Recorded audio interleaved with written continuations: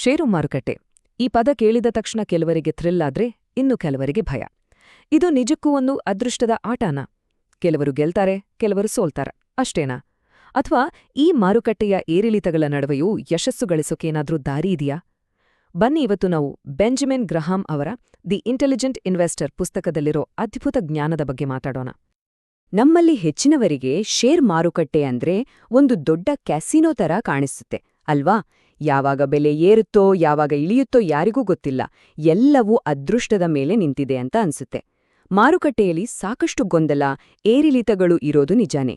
ಆದರೆ ಈ ಎಲ್ಲ ಗೊಂದಲದ ಹಿಂದೆ ಒಂದು ತರ್ಕ ಇದೆ ಅಂದ್ರೆ ನಂಬ್ತೀರಾ?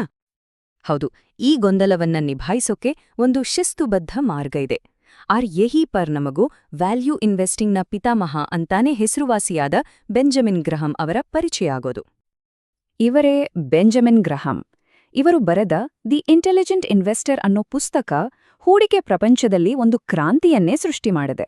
ಯಾಕಂದ್ರೆ ಈ ಪುಸ್ತಕ ಹೂಡಿಕೆಯನ್ನ ಭಾವನೆಗಳ ಆಟದಿಂದ ಹೊರತಂದು ಅದನ್ನ ಒಂದು ತರ್ಕಬದ್ಧ ಪ್ರಕ್ರಿಯೆಯಾಗಿ ನೋಡೋದು ಹೇಗೆ ಅಂತ ನಮ್ಗೆ ಕಲಿಸ್ಕೊಡುತ್ತೆ. ಅಷ್ಟೇ ಅಲ್ಲ, ಜಗತ್ತಿನ ಶ್ರೇಷ್ಠ ಹೂಡಿಕೆದಾರರಲ್ಲಿ ಒಬ್ಬರಾದ ವಾರನ್ ಬಫೆಟ್ ಅವರೇ ಇದುವರೆಗೂ ಹೂಡಿಕೆಯ ಬಗ್ಗೆ ಬರೆದ ಅತ್ಯುತ್ತಮ ಪುಸ್ತಕ ಇದು ಅಂತ ಹೇಳಿದ್ದಾರೆ ಅಂದ್ಮೇಲೆ ಇದರ ಮಹತ್ವ ಎಷ್ಟಿದೆ ಅಂತ ನೀವೇ ಊಹಿಸ್ಬೋದು ಅಲ್ವಾ? ಹಾಗಿದ್ರೆ ಬನ್ನಿ, ಈ ಪುಸ್ತಕ ಯಾಕಿಷ್ಟು ಪ್ರಭಾವಶಾಲಿ ಅನ್ನೋದನ್ನ ನೋಡೋಣ. ಸರಿ, ಮೊದಲ ಭಾಗಕ್ಕೆ ಹೋಗೋಣ. ಇಂಟೆಲಿಜೆಂಟ್ ಇನ್ವೆಸ್ಟರ್ನ ರಹಸ್ಯ. ಮಾರುಕಟ್ಟೆಯನ್ನ ಅರ್ಥ ಮಾಡ್ಕೊಳ್ಳೋಕೆ ಗ್ರಹಾಂ ಒಂದು ಅದ್ಭುತವಾದ ಪಾತ್ರವನ್ನ ಸೃಷ್ಟಿ ಮಾಡ್ತಾರೆ. ಅವರೇ ಮಿಸ್ಟರ್ ಮಾರ್ಕೆಟ್. ಒಂದು ಕ್ಷಣ ಕಲ್ಪನೆ ಮಾಡ್ಕೊಳ್ಳಿ, ಮಿಸ್ಟರ್ ಮಾರ್ಕೆಟ್ ನಿಮ್ಮ ಬಿಸ್ನೆಸ್ ಪಾರ್ಟ್ನರ್.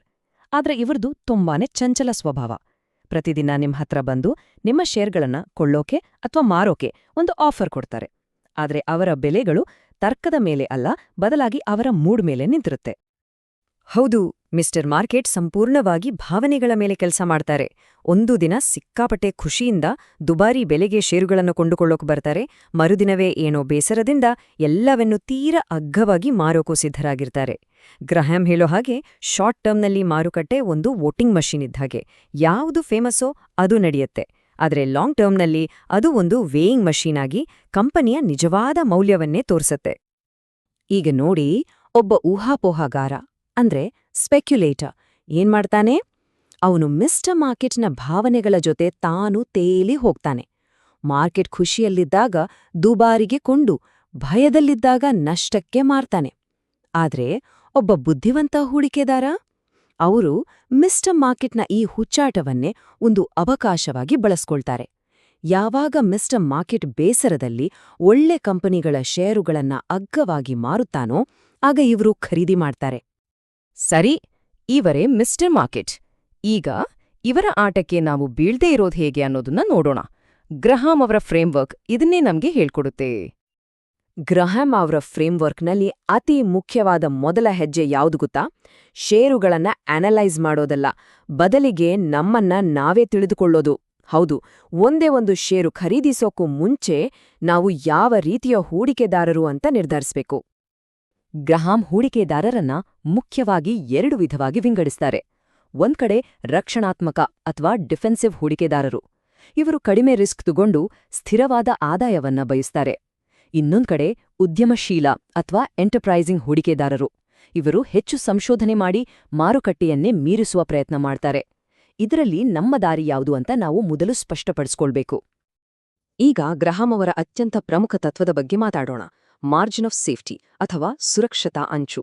ಸಿಂಪಲ್ ಆಗಿ ಹೇಳೋದಾದ್ರೆ, ಒಂದು ವಸ್ತುವಿನ ನಿಜವಾದ ಮೌಲ್ಯಕ್ಕಿಂತ ತುಂಬಾನೇ ಕಡಿಮೆ ಬೆಲೆಗೆ ಅದನ್ನ ಖರೀದಿಸೋದು.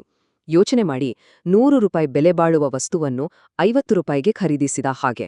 ಈ ಅಂತರ ಇದೆಯಲ್ಲ, ಇದೇ ನಮ್ಮ ಸೇಫ್ಟಿ ನೆಟ್. ಇದು ನಮ್ಮನ್ನ ತಪ್ಪು ನಿರ್ಧಾರಗಳಿಂದ ಮತ್ತು ಮಾರುಕಟ್ಟೆಯ ಕುಸಿತಗಳಿಂದ ರಕ್ಷಿಸುತ್ತೆ. ಸರಿ, ನಮ್ಮ ಮುಂದಿನ ಭಾಗ 2 ಹೂಡಿಕೆದಾರರ ಮಾರ್ಗಗಳು. ನಾವೀಗಾಗ್ಲೇ ಈ 2 ದಾರಿಗಳ ಬಗ್ಗೆ ನೋಡಿದ್ವಿ, ಆದ್ರೆ ಈ ಐಡಿಯಾಗಳು ಇವತ್ತಿನ ಮಾರ್ಕೆಟ್ಗೆ ಹೇಗೆ ಅನ್ವಯಿಸುತ್ತೆ ಅನ್ನೋದು ತುಂಬಾ ಇಂಟ್ರೆಸ್ಟಿಂಗ್. ಆದರೆ ಇಲ್ಲಿ ಒಂದು ದೊಡ್ಡ ಪ್ರಶ್ನೆ ಎದುರಾಗತ್ತೆ. ಸುಮಾರು 50 ವರ್ಷಗಳ ಹಿಂದೆ ಗ್ರಹಾಂ ರೂಪಿಸಿದ ಕೆಲವು ನಿರ್ದಿಷ್ಟ ನಿಯಮಗಳು, ಅಂದ್ರೆ ಕೆಲವು ನಂಬರ್ಗಳು, ಇವತ್ತಿನ ಈ ಮಾಡರ್ನ್ ಮಾರ್ಕೆಟ್ನಲ್ಲಿಯೂ ಕೆಲಸ ಮಾಡ್ತವ.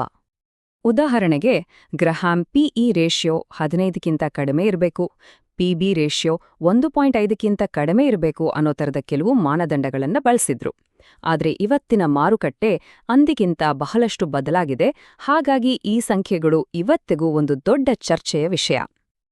ಈ ಚಾರ್ಟ್ ನೋಡಿ, ಇದೇ ಸಮಸ್ಯೆಯ ಮೂಲ. ಗ್ರಹಾಂ ಅವರ ಕಾಲದಲ್ಲಿ ಕಂಪನಿಗಳ ಮೌಲ್ಯ ಅವುಗಳ ಫ್ಯಾಕ್ಟರಿ, ಯಂತ್ರಗಳಂತಹ ಭೌತಿಕ ಆಸ್ತಿಗಳ ಮೇಲೆ ನಿಂತಿತ್ತು. ಆಗ ಕಂಪನಿಯ ಮೌಲ್ಯದ ಕೇವಲ 17% ಅಮೂರ್ತ ಆಸ್ತಿಗಳಾಗಿತ್ತು. ಆದರೆ ಇವತ್ತು ಪರಿಸ್ಥಿತಿ ಸಂಪೂರ್ಣವಾಗಿ ಬದಲಾಗಿದೆ.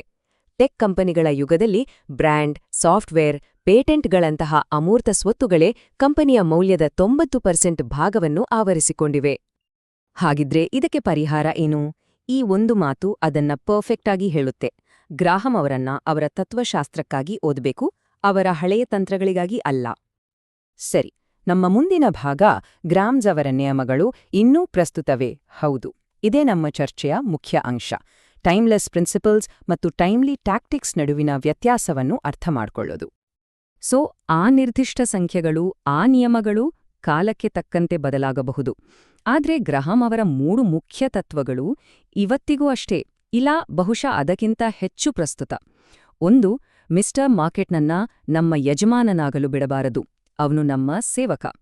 2, ಯಾವಾಗಲೂ ಮಾರ್ಜಿನ್ ಆಫ್ ಸೇಫ್ಟಿಯೊಂದಿಗೆ ಹೂಡಿಕೆ ಮಾಡಬೇಕು.